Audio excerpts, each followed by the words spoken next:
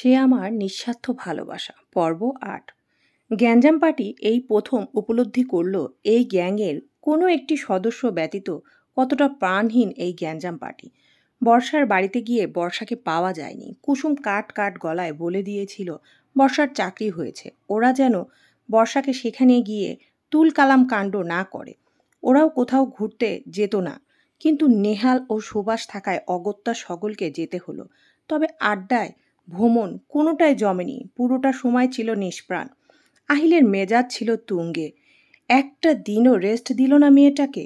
সে মনে পড়ে দোয়া করল, এমন ভাই ভাবি যেন আল্লাহ কোনো মেয়েকে না দেয়। রাতে ক্লান্ত বিধ্বস্ত হয়ে বাড়ি ফেরে বর্ষা। কেয়ার ছুটি ওর আগেই হয়েছিল।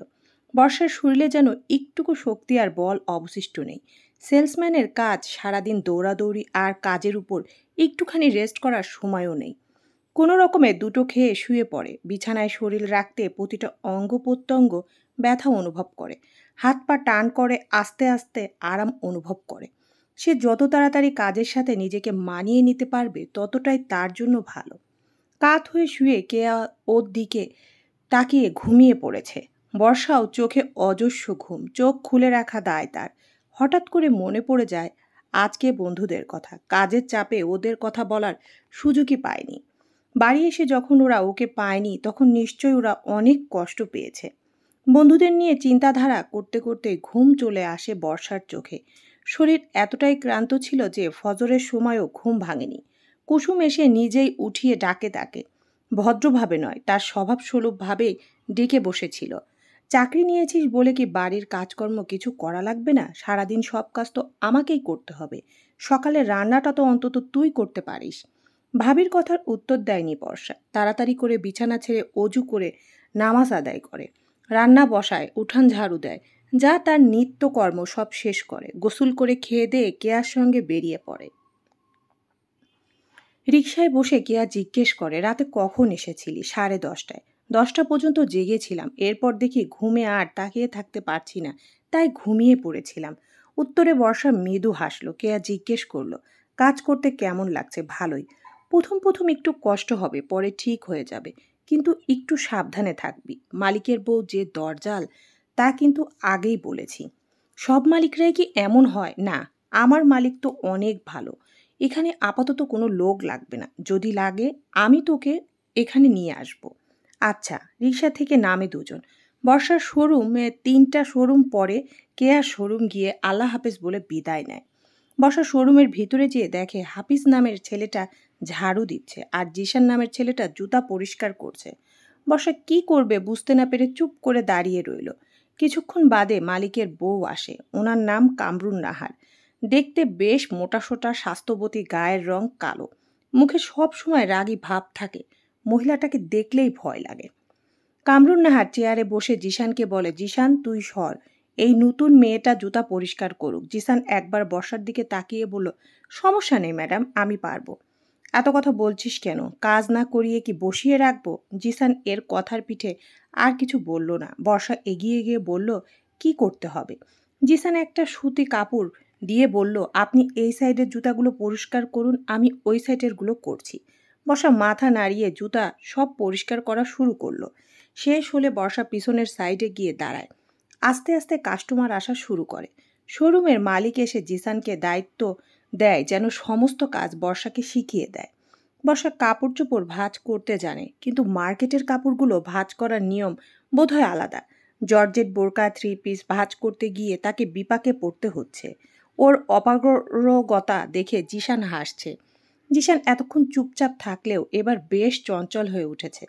জিসানকে দেখে বর্ষার স্কুল লাইফের ঘটনার কথা মনে পড়ে যায়। তখন ক্লাস 9-এ পড়তো সে। তুষার নামের একটি ছেলে ছিল যে ক্লাস 10-এ পড়তো। ছেলেটা অসম্ভব ভালোবাসতো বর্ষাকে। বর্ষারও যে তুষারকে ভালো লাগতো না এমনটাও নয়, ওরও তো একটু একটু ভালো লাগতো।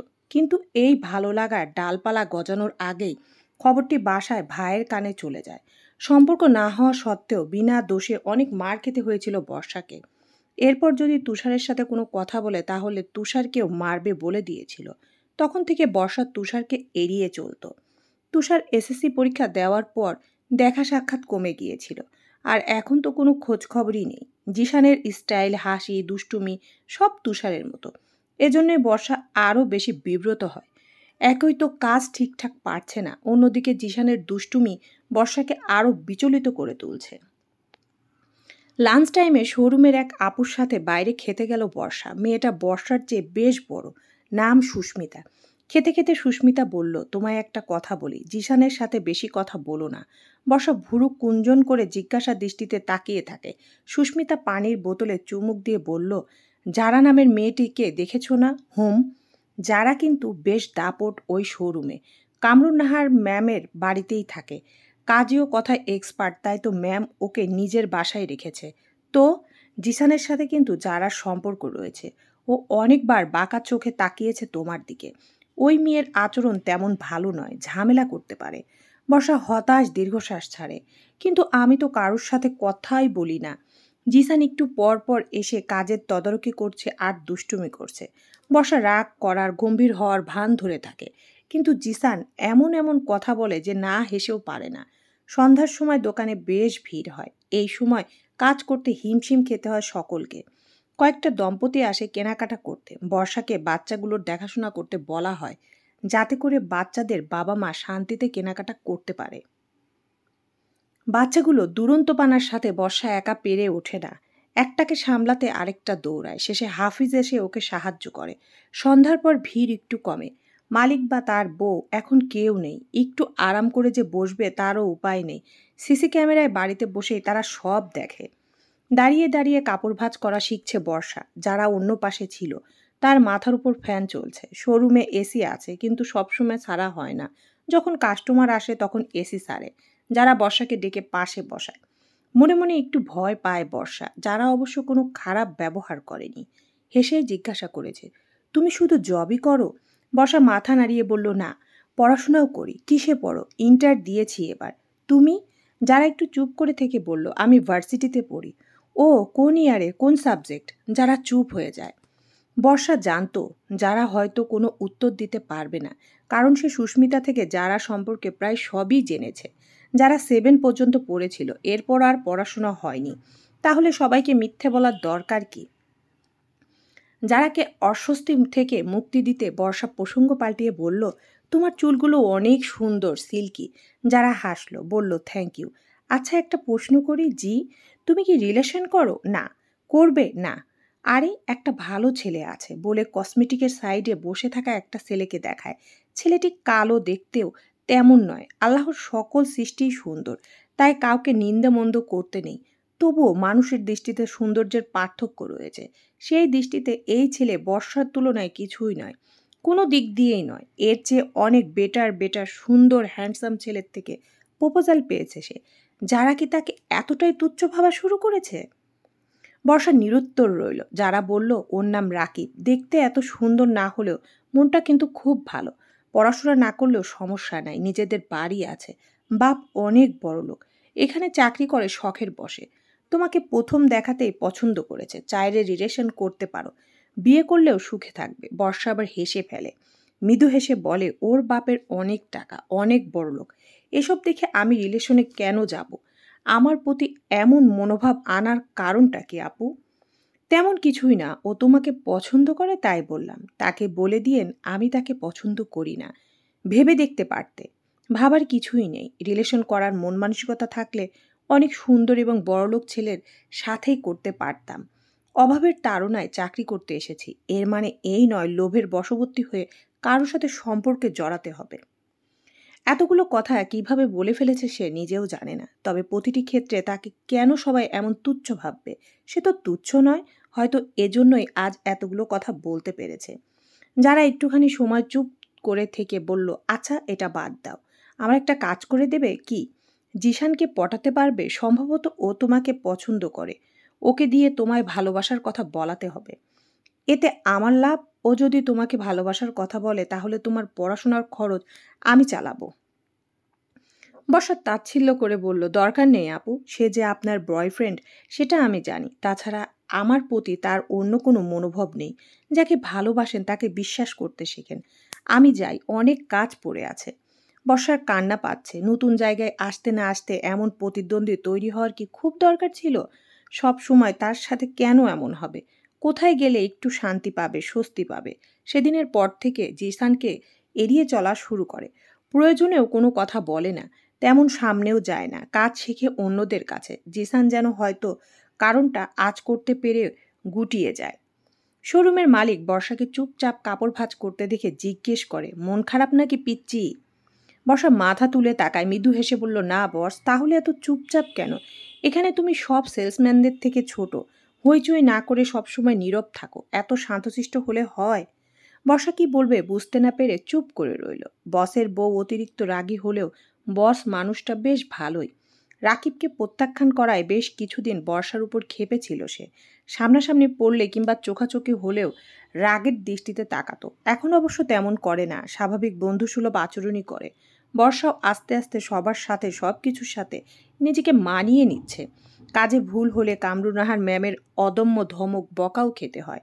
প্রথম প্রথম আড়ালে গিয়ে কাঁদতো, এখন কান্না পেলেও কান্না আটকে রাখে। নিজের জন্য হলেও তাকে সব কিছু হজম করতে হবে। লামিয়া এবং জুইয়ের বিয়ে একদিনেই হবে, যেহেতু ওরা দুজন বান্ধবী এবং অপরদিকে নিহাল আর সুভাষ বন্ধু, তাই একসাথে বিয়ে হওয়ায় দুই পরিবারের কারোরই কোনো আপত্তি নেই। বর্ষাবাদে বন্ধুর মোবাইলে সকলেই বিয়ের ডেট জানে। বর্ষার সাথে দুটো কথা বলারও সুযোগ নেই। এখন মেয়েটা এত বিজি থাকে, শুক্রবার পর্যন্ত ডিউটি থাকে। তাই সবাই মিলে সিদ্ধান্ত নিয়েছে আজ বর্ষার শোরুমে গিয়ে সারপ্রাইজ দেবে। যেই ভাবা সেই কাজ। সকলে মিলে চলে যায় শোরুমে। কিছুক্ষণ পর বাইরে দাঁড়িয়ে বর্ষাকে দেখে। মেয়েটা আগের থেকে অনেকটা শুকিয়ে গেছে, চোখের নিচে কালি দাগ পড়ে গেছে। বর্ষার এই অবস্থা দেখে লামিয়া কাঁদো কাঁদো হয়ে বলে, ওর এই অবস্থা কেন? উত্তরে আশিক বলল, কাজ করা এত সহজ কথা নয় রে, চল ভেতরে যাই। সবাই মিলে ভেতরে যায়, নিঃশব্দে গিয়ে বর্ষার সামনে দাঁড়ায়। বর্ষা কাজে এতটাই মগ্ন যে এতগুলো মানুষ তার সামনে দ্বন্দ্বীয়মান খেয়ালই করেনি। পাশ থেকে যারা যখন বলল ওদেরকে কি দেখবেন, তখন ভাবলেশীনভাবে সামনে তাকায় বর্ষা, আর তাদেরকে দেখে অবাক হয়ে যায়। আর তাকিয়ে অজান্তেই খুশিতে চিৎকার করে ফেলে এবং পরক্ষণে দু হাতে মুখ আবদ্ধ করে নেয়। দু চোখ পানি টলমল করছে। আজ কতদিন পর ওদের সাথে দেখা?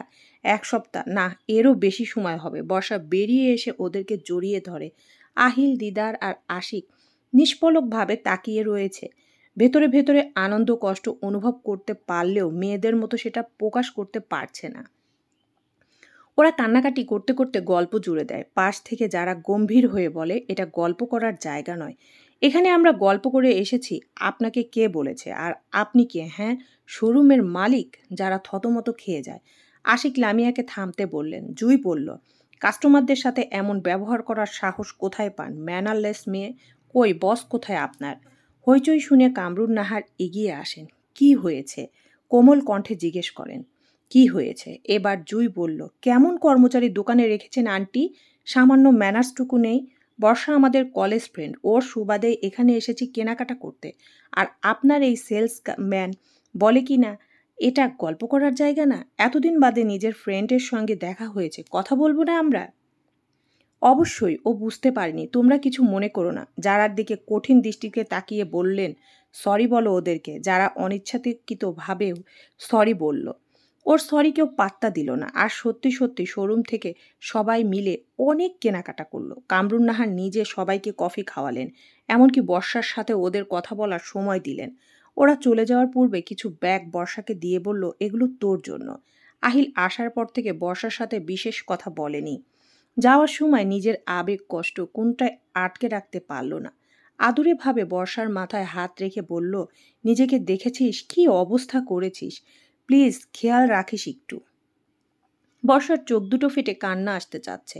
আহিল আলতো করে বর্ষাকে জড়িয়ে ধরে বলল, সাবধানে থাকিস। সবাই চলে যাওয়ার পর সুস্মিতা, জিশান, হাস, পিস, রকিব, এমনকি কামরুন নাহারও ওদের বন্ধুত্বের প্রশংসা করলেন।